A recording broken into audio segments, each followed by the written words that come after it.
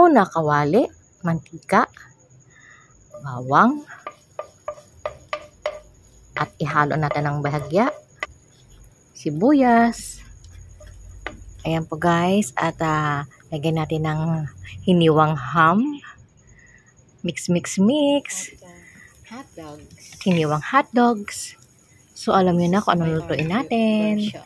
So ayan, ihalo natin ng konti ang ating niluluto. At walang iba, ayan na guys, ang bahaw na natirang kanin ng gabi. Eh pwede natin yang igisa sa umaga para almusal. So ayan guys, magsisinangag tayo. Ayan, lagyan natin ng magic sarap para lalong sumarap ang ating sinangag. Hindi talaga mawawala ang magic sarap. At lagyan natin ng konting paminta. Halo-halo ang ating nilulutong sinangag. Oops, guys, lagyan natin ng margarine para mas masarap. So, ayan, para mas makulay ang ating sinangag. Ayan po guys, mix. O, saan ka pa guys? Pag may natira kayong kanin, ayan, pwede natin gawin yan. Sa umaga, ang sinangag, hindi mawawala ang sinangag.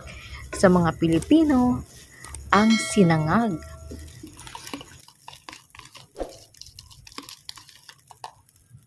Anyway guys, yan, lagyan natin ng isang itlog. Ang ganda ng itlog. So, ayan, may itlog na ang ating sinangag.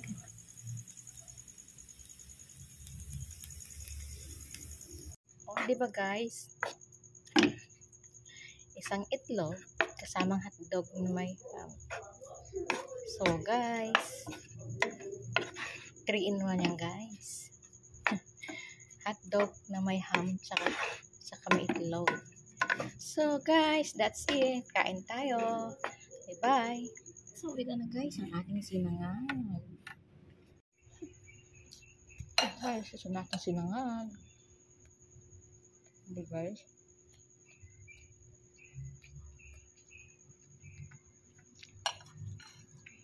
Hindi ka na 3-in-1 yan.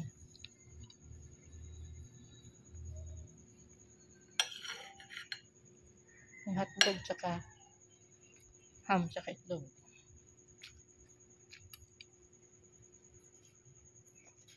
Happy eating guys. Bye.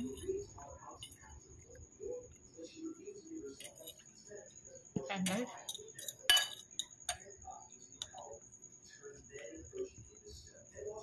May breakfast po today.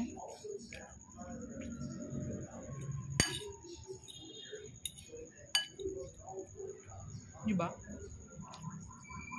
May ham na, may itlog pa. Diba guys?